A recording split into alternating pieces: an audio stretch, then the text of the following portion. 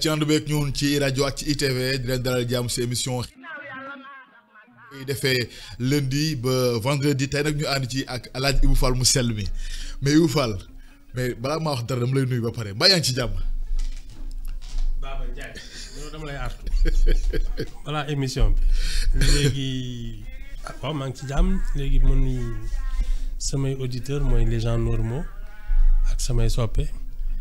xam nga dañu toll ci tolérance zéro. tolérance zéro kon ñi si des moom nuyu ma leen.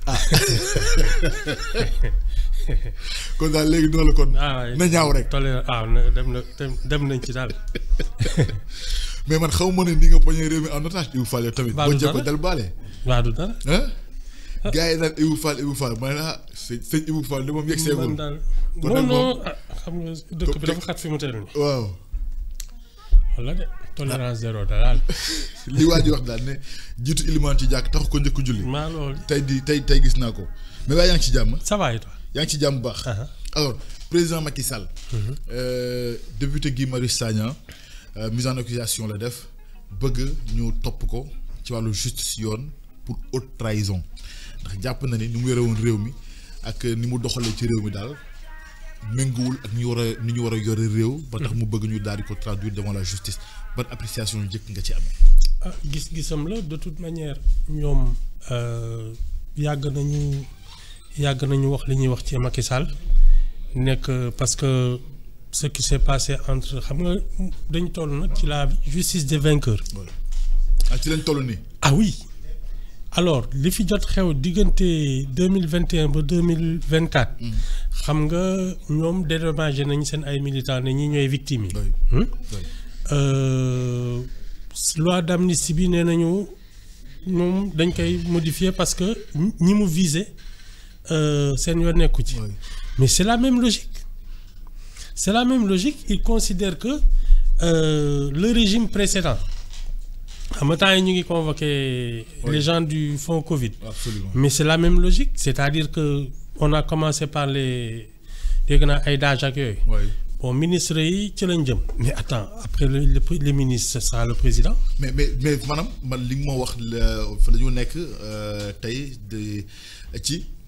dans la justice des vainqueurs, c'est problématique, Ibou Fall. Le problème là. Donc, il faut que une justice. Vous vainqueur. C'est la loi du genre. C'est la loi du genre. Mais le président Macky Sall nous au Sénégal, mais non. Sénégal qu'ils disent que nous c'est parfaitement logique. Nous sommes opposés. Mais ils ont été des opposants virulents. Absolument. Donc ça veut dire qu'ils ont toujours considéré qu'ils ne tenaient pas bien le pays. Oui. Maintenant, à quel...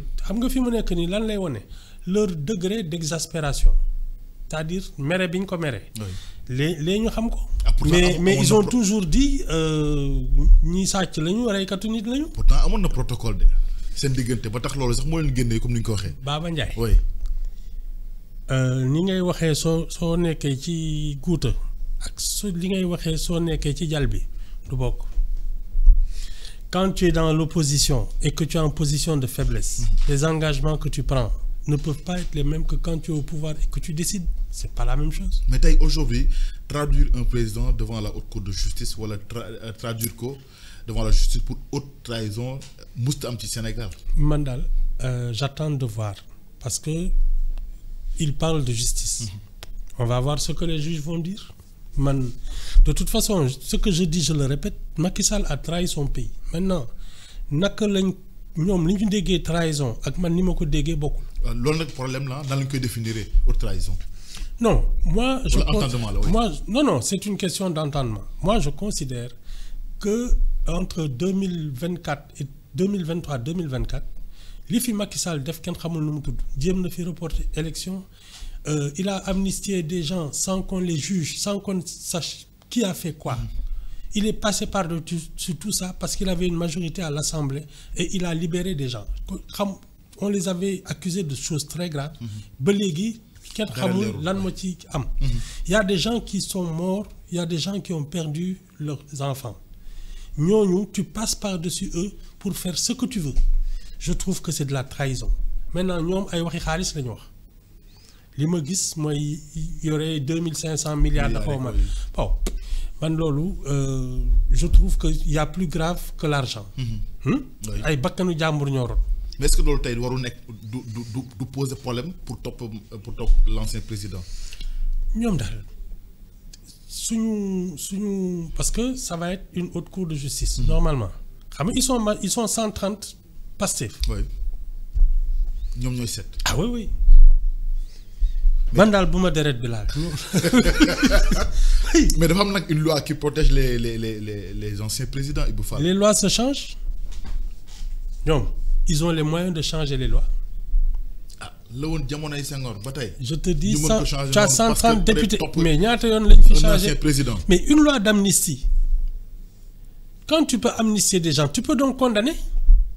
wala du loolu mais mënul bokk peut-être ak article 101 de la Constitution. non c'est pour te dire que quand tu contrôles l'Assemblée nationale. Oui. Hein, et que ce sont tes hommes qui font et défendent les lois tu peux faire ce que tu veux. kon la day indiwaat kon majorité mécanique ou majorité. maa la wax lii de nga xam ne ñu doon maa la wax lii de su dee tout le régime Diomaye mooy Sonko xaw ma est d'accord pour le traduire kenn du ci mën dara. kon Macky Sall mu ngi ci tànk haute cour de justice. ah waaw parce que bu demee assemblée moom. xam nga lan moom a wóor. oui li tax ba léegi tegu fi tànkam xeeñoon na ko. moom lu tax dëkku fi. à ton avis mais président yëpp pratiquement. non Wade dafa doon jaabante. oui Wade sax moo ci tane. moom daana dem di ñëwaat. voilà mais à part moom pratiquement. président yi non Senghor dañ ko commencé woon indil ay waxi àddina mu jël ay parce que daf fi jënd kër. waaw balaa muy dem. ak yëpp donc waroon te ki mu fa teg c'était son successeur moom moo ko teetee ba waa ji toog. mais waa ji dafa toog rek di ko toroxal mu jël ay bagages am dem te xam ne dara. kon Macky Sall xamoon na ni lii dina ñëw wala jàppoon na ni. à ton avis pourquoi il est parti le jour même de l'investiture de Diomaye. il est parti comme un fuyard. moom tàgguwul sax ay mbokkam. les gens qui l'ont soutenu pendant 12 ans qui l'ont fait élire ñi nga xam ne bi muy créer APR dañu nekk ci ay tànkam ak yëpp. parce que je me souviens bi Abdou Diouf demee il a fait pareil jour prestation de serment Wade. ci la jëlee avion dem. je me souviens Abdoulaye Matar Diop. à la rajo dafa ne mais. il a même manqué de courtoisie parce que su dee da nga fi toog pendant 20 ans nit ñi di la voter di la jàppale lu ne ñu defal la ko. soo demee ba ñàkk nguur gi war nga wër kër yi ak kër diine yi ak les militants ak yooyu. sant leen parce que dañ la jàppale pendant 20 ans. mais Macky Sall aussi pendant 12 ans et même un peu plus bu muy sanc APR ba bu muy fiy jóge mais il y a des gens qui ont tout perdu pour lui. oui mais est-ce que tamit pratique décision bi mu jël nekkul dafa bëgg gars yi. bàyyi nguur gi dérouler. ñu gérer le pays comme ni ko. ah déggoo président bi nee na am na yu muy def ci suuf. waaw déggoo ko si waaw nga xam ne kay c'est pas pour ne pas gêner. mais traduire un président devant la haute cour de justice est-ce que c'est pas une catastrophe wala. c'est pas bon pour nous généralement. mais li fi xew diggante 2021 ba 2000 kii dara baaxu ci. mais est-ce que loolu du écorner un peu l'image du Sénégal. un peu. oui. yow un peu nga wax gis nga y a une dualité Pastef APR hein qui nous coûte très cher depuis 2021 c'est ça le problème. le débat public est de mauvaise qualité yi ñu fiy waxante. amul lenn lu ñu amal njariñ. mais c'est de leur faute ñoom la Macky Sall li koy dal nii mais moo ko teg boppam. ah oui c'est tout. lu ji jàg moom ah oui. mais na la nekkee moom. dama ne la. oui. lii mu def diggante en 2024 ay amnistie ak ay report des élections ak ay fii ak torpiller la candidature de son poulain ak yooyu yi mu ci boole yëpp dafa bari. c'est son problème moo ko teg boppam. d'accord moom Macky Sall nekkul Sénégal est-ce que tamit jëlee ko fi mu nekk indi ko fii ci Sénégal du poser benn problème. ça risque d'être compliqué loolu moom parce que ay traité d'extradition ak ay yooyu moom je pense que c'est am na ay dëkk yoo xam ne soo fa nekkee dara. oui bu mujj fenn. non non. puis en tant que à part sa der yàqoog yooyu. bon ça peut lui coûter ses audiences à l'international ak yooyu. ñu naan ah mais attends il est condamné par son pays ak yooyu. bon man loolu mais xam nga la roue tourne. parce que ñii tey di ko fii. Il y a 2 ans, ils étaient dans une autre posture. Justice des vainqueurs. Oui. Et il y a des exemples dans le monde. Gbagbo, dañ ko jàpp yóbbu ko di ko juger nak la mujjee il n'a rien fait delloosi ko wala loolu. Non, c'est que malheureusement c'est un bras de fer politique.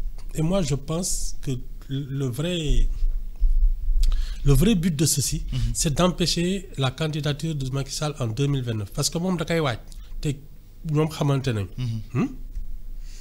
donc loolu barrage la pour. loolu laa bokk ci élection prochaine yi.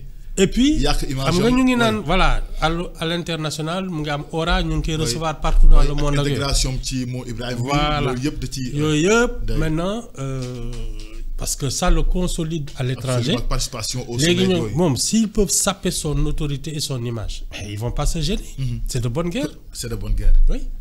Comme ñoom foofu la ñu jàpp ne loolooy politique. mais ay priorité sénégalais yi nag aujourd'hui parce que tey lu. dégguma depuis 2021 ñuy wax priorité sénégalais yi de puusal ma toog daal moo fi am depuis 2016 sax parce que depuis le référendum les élections se sont enchaînées priorité sénégalais yi dégguma ku mu ñor. mais priorité sénégalais yi bokk ci Covid 19 bi koppari mu leer mbas mi. justice moom fu mu ne moom yëngu rek mbir mi tàng na jër. justice bi moom vraiment elle n'a qu'à faire son travail sur ça waaw ki ci lekk wala woon lekk sa affaire la non xam nga yow yaa ngi tëdd di nelaw. romboo ko fond Covid bi bu chaque jour mu ne man dama télétoo joxe sama 1 milliard. 1 milliard mu naqari ko ba ci biir xolam. waaw non soo ci lekkul kay sa yoon nekku ci seetaanal. c'est compliqué te et puis c'est pas compliqué. il faut que sacrifier woon seen bopp joxe ay 50 000 joxe seen 1000 francs. mais moo tax si on joxe seen million moo tax si on poursuit des gens qui se sont servis de cet argent pour s'enrichir mais c'est normal loolu amul werante sax surtout qu'il y a un rapport qui a mis ça en lumière jeex na. mais tey aujourd'hui parce que j'ai beaucoup aimé le titre de Le Quotidien. La justice traque les variants. waaw variant waaw Covid bi. Covid bi waaw. ku nekk non de toute façon il y a eu plein de choses qui n'ont pas été au-dessus de tout soupçon disons ça comme ça. comme loolu nag il faut yoon def liggéeyam ba ñu xam fu mu mujjee. mais tey boo déggee ñu naan la diw ñu ngi koy toppee 38 milliards diw 50 milliards diw 100 milliards millions diw 150 millions yëpp ñu koy dégg tey mu nekk ci jamono joo xam ne jamono ju metti la Sénégal yi toog seen kër bëgg lu ñu dundee amaana mënuñ xam nga man dem lijjanti ci mbedd bi. xam nga man. oui. À l'époque déjà j'avais dit ñii ni ñu bëggee gérer crise du Covid bi je trouvais que c'était pas la bonne parce que fi nit ñi naroon gën a liggéey parce que à la même époque. su ma juumul la dette aux entreprises était de 1000 milliards les Sénégalais avaient besoin de travailler. surtout que xam nga commerce mondial bi dafa commencé woon jaxasoo. donc ñun c'était l'occasion pour plein de secteurs de reprendre possession du marché sénégalais.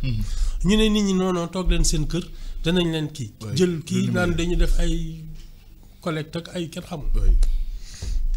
je trouvais que c'était pas la bonne direction léegi nag li ci am ci biir. dama ciy maandu parce que vraiment bokkuma ci comité bi gisuma xawma ci dara s'il y a eu des rapports d'inspection corps de contrôle yi ak yooyu yëpp ñu établir ko et qu'il faille poursuivre des gens mais je ne vois même pas pourquoi ñu ciy wax sax. mais xam nga pratiquement jamono Covid bi mën naa ne transparence sax pratiquement amul woon ci yu bëri parce que amoon na sax une loi boo xam ne doon autoriser gars ñi ou les ministères ak yooyu pour ñoom ñu mën a xool nan la ñu indi seen apport population bi sans justification. Mais il y a mieux que ça. Macky Sall avait reçu même les membres de l'opposition, dont Ousmane Sonko, pour waxtaanee gestion crise bi. Et donc ils avaient plus ou moins eu un consensus. ñoom la daal seen biir. Mais Sénégalais seen bopp. yow tu as vu l'état du pays dëkk bi nii. nga xam ne waroon nañu gën a sori lii. genre gestion bii ñuy gérer dëkk bi moo ñu sonal ñu ñëpp. gestion bi. Moi, je suis convaincu que les vraies priorités, c'est pas le débat sur... Parce que les malversations, il y a des corps de contrôle, il y a la justice. La justice.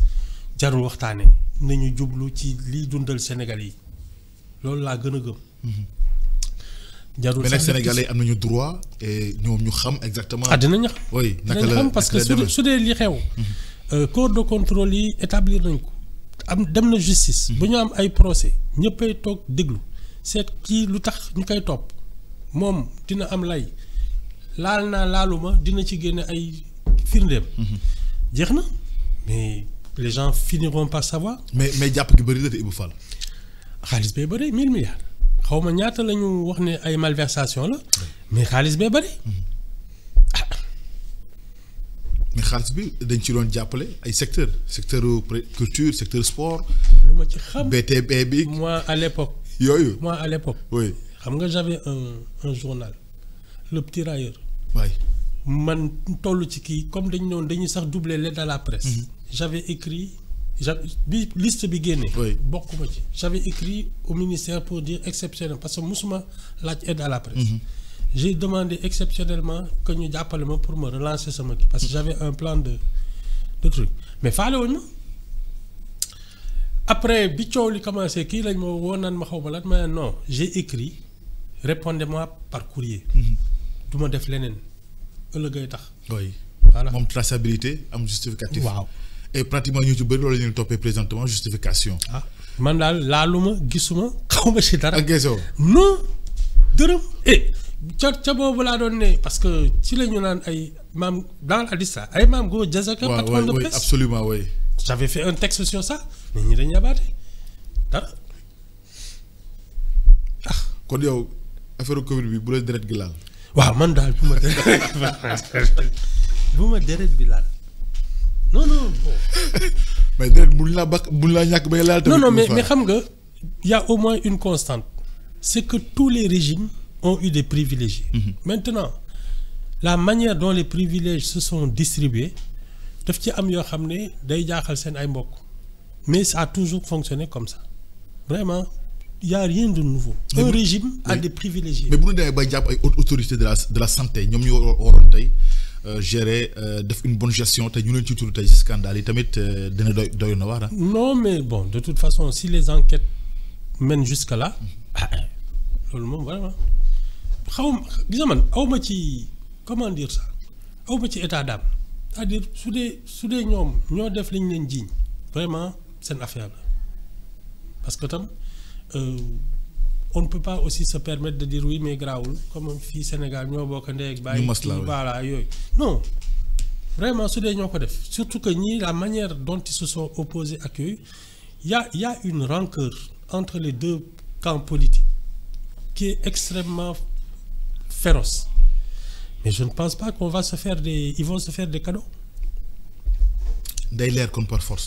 xaw ma ndax dina leer de mais en tout cas le bras de fer. léegi la capacité de l'actuelle opposition à se mobiliser et à résister. benn ci lay bokk. deux étant donné que li ci bare li naroon nekk ci juste le travail de la justice. Politiciens yi dañ koy récupérer foofu lay bras de fer bi di amee problème parce que su dee dañ ko transférer sur le domaine politique. Justice bi sax dina ci réer xam nga. oui parce que dañuy ne ay règlement de compte politique la. c'est pour cela que débat bi matu ko woon il y a un corps de contrôle les gens ont enquêté ils ont tiré des conclusions ce qui mérite d'aller devant les juges doit y aller. mais tey jàppoon ne ak publication rapport Cour des comptes bi leeral na lépp ba coow sax warut am maanaam li ñuy xaar mooy coow li comme mu ngi ci loxo yoon mu leer ba Sénégal yi tamit xam exactement. fan la war tant que les gens ne sont pas condamnés tam ils sont présumés innocents. ah maa ngi lire l'Observateur ne am ñoo xam ne pare nañu pour jël seen liberté. non tant que tu n'es pas condamné tu es présumé innocent. oui. parce que mën nañ la condamné nga def appel dem cassation coow li kii machin ñuy finalement on se rend compte que defoo dara donc bañ anticiper mais ça fait partie moi je trouve du fonctionnement normal d'un État su dee dafa am ay fonds publics yoo xam ne dañ ca dafa am lu ci lëndëm. leeral ko kay c'est normal ça ne mérite même pas ñu ciy wax. xam nga jamono jooju amoon na kuréel bu juddoon sunu collectif sunu milliard du rees ci nga bokkoon tey je pense que tey seen mbir mi mu ngay tàmbalee def effet parce que bu dee autorité taxu nañ tey pour loolu mën a leer parce que sëñ Mountakha joxoon 200 millions am ñu joxoon ay millions ñi ay ku nekk daal joxe sa. 1000 francs sax soo ko joxee mën na la naqari oui tey loolu tey war na mën a dina tax tey ñi nga xam ne doon xeex loolu pour loolu mën a leer tey am nañu mën nañ jàpp ne am nañ genn cause. waaw mais tu sais malheureusement le résultat est mitigé parce que affaire u fonds Covid bi ak coowam yëpp daf fi fekk régime Macky Sall. ñuy naan lii est-ce que dina kii gars yi ne tekkaaral ba lii ñëw. changement de régime. moo tax y aura toujours une connotation règlement de compte. xam li ma la wax. mënu ci ñàkk kenn maanaam kenn mënu ko ci génne. même si la justice fait son travail. Oui. Mais dans l'opinion. Y aura toujours ñuy génn naan waaw affaire politique la. kii dañ bëgg a voilà. C'est malheureux parce que le débat politique a pollué tout. Oui. Le fonctionnement de la justice, l'économie, tout. Alors lii tey lan la war a mën a permettre tey Sénégalais yi au moment où ñu bëri. di jàmbat ci secteur sanitaire du Sénégal santé bi jafe-jafe yi hôpitaux yi problème yi ci nekk tey ku lakk sax lakk bu metti tey pour nga am prise en charge wala nga hôpital bu la jël en charge problème la. non fond Covid yi moom du ci du taxul ñuy wax parce que bi Sénégal nekkee Sénégal ba léegi vraiment les efforts qu'on fait pour avoir un plateau médical de temps en temps daal nga gis day mel ni sax. Finalement ay gis leen ma dañuy tabax benn hôpital bu ngandee machin et cetera. Bon mais li ci ëpp sama gars yi les gens les privilégiés là suñu feebaree dañuy génn dem faju ci ñëwaat toog. Donc y a déjà un problème mais xam nga ñun lan mooy suñu problème. man ci affaire u Joola bi laay ne. ñun lu ñu dal ñoo ko teg suñu bopp parce que y a des vraies tragédies. qui devraient nous réveiller quoi. nga xam ne day nekk électrochoc ñu ne lii bu mu amati. Les questions de la santé ak yooyu mais fii toog nañ fi wax ma la fond Covid mais hôpital boo xam ne ay liir lañ fa calciné. absolument yooyu yëpp dal nañu dara. maanaam ñun ba tey defaguñu prise de conscience exactement ci situation sanitaire. Je pense que c'est la population qui n'est pas assez exigeante. D'abord les Sénégalais je le dis et je le répète ils sont parce que gis nga les gens qui sont travailleurs. nga xam ne seen ñaq la ñu xam.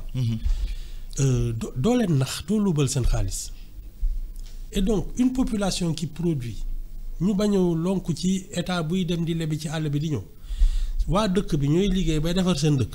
mais les autorités n'osent rien faire parce que ñun ñoo koy ñaq. mais su dee ñoom ils passent leur temps à aller à l'étranger chercher de l'argent. toog leen fii rek ñu tabaxal leen kii defal leen ay train ay yooyu mais effectivement. Ils se servent au passage parce que la population elle-même ne se prend pas en charge. Mais tey est-ce que ak li am ci Covid bi du leen découragé loo parce que tout le monde a participé à l'effort de guerre gis nañ ñu mujjee.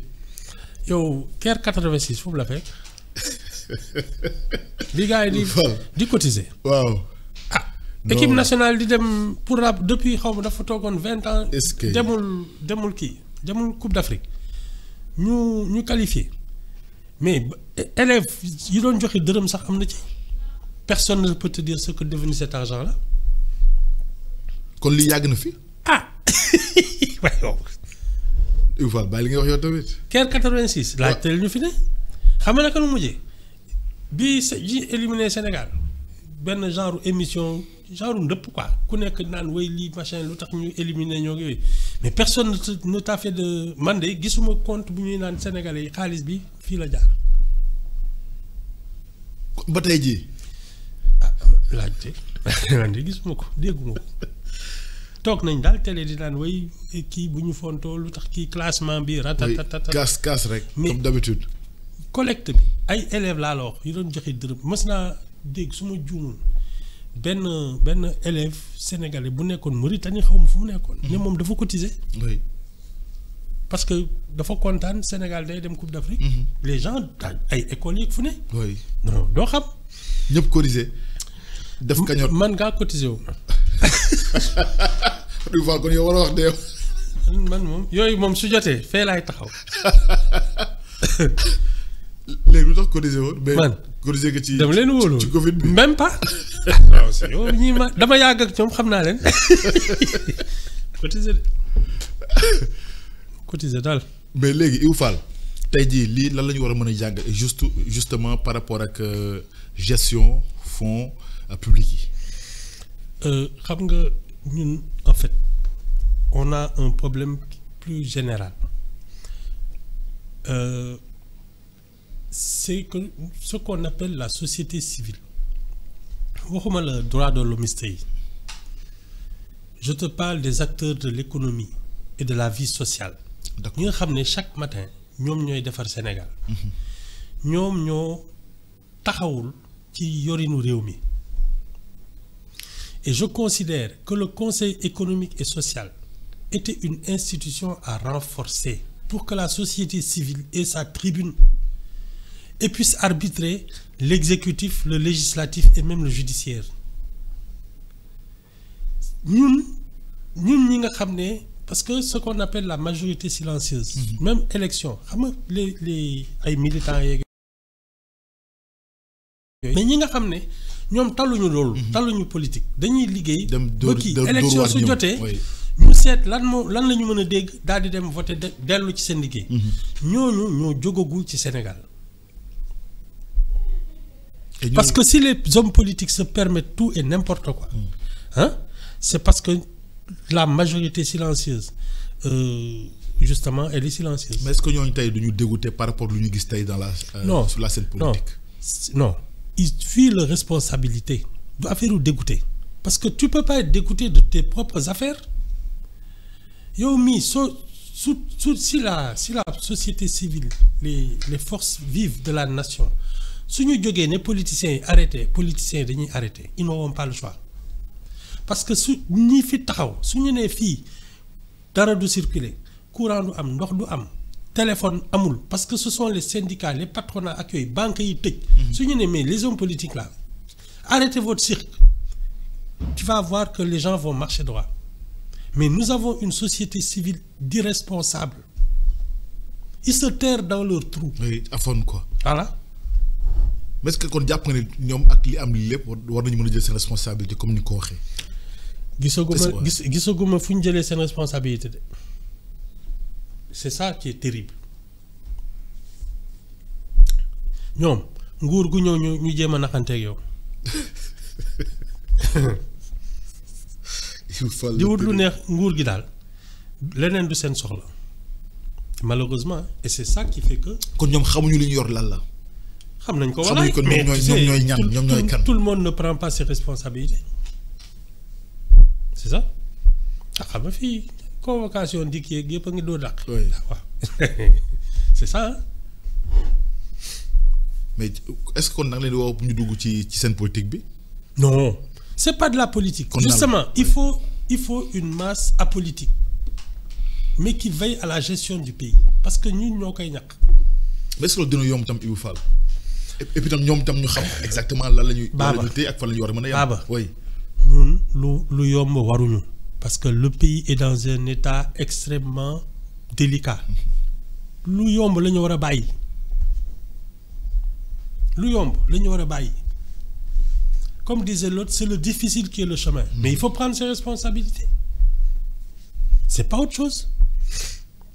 alors tey juróom ñoom ñuy defee woon tey dinañu gindeeku seen tey dinañ jàkkaarloog procureur ñu xam exactement ñoom fa la ñuy mujjee d'après information yi mooy à 11h ñoom dañ leen édifier exactement ñu xam ku ci nekk si ñoom fan ngay waaw fan ngay féetee pour Sénégalais te mën a leer campagne agricole 2025 2026 démb premier ministre amoon na conseil interministériel jël ci ay mesures 33 mesures également dégager un budget de 130 millions 130 milliards alors loolu yëpp nekk loo xamante ne ni jàpp nañu ni bu anto mën na yóbbu mbayum Sénégal fu sori maa ngi lay dégg l'autre jour nga ne tey mbay mi rek bokk na ci li nga xam war na mën a développer bu baax a baax Sénégal ñun on a des terres on a des ressources humaines c'est-à-dire am nañu xam-xam bi on a des instituts de recherche ay ingénieurs rek lu ne am nañu suuf ba pare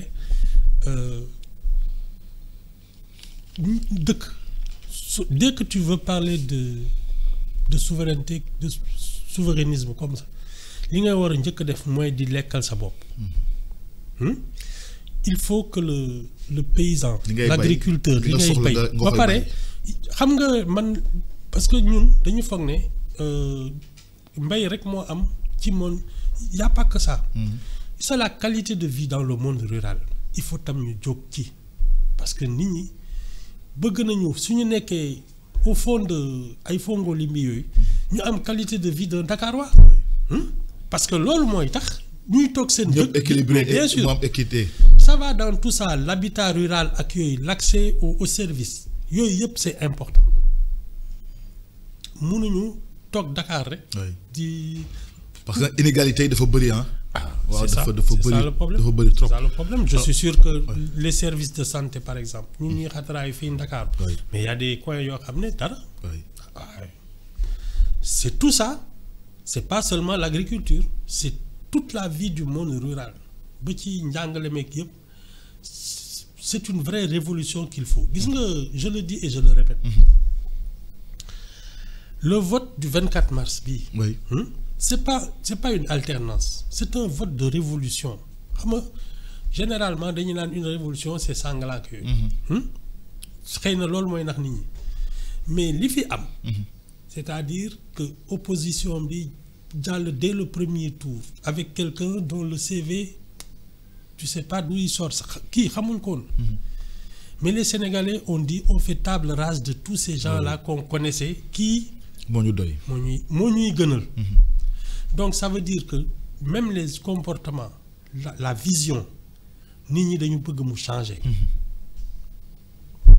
maintenant nag est-ce qu'on a compris le sens du vote ou pas loolu mooy wax beneen débat la ba tey budget bi yokku na de 10 milliards le budget bu campagne agricole 2025 2026 est-ce que tam loolu mën na ci xaar résultat yu gën yu ñu gis ci campagne agricole bi ci 2025 bi résultat rek nga mën a xaar c'est-à-dire suñu mise en œuvre bi parce que déclaration yeeg yooyu bon chaque année Issa Wade mës na fi lancer la Guana le plan REVA bon donc il y a toujours des grandes déclarations ay slogans ak yooyu résultat bi ngay xaar ba xam li ñu naroon est-ce que sotti na am déet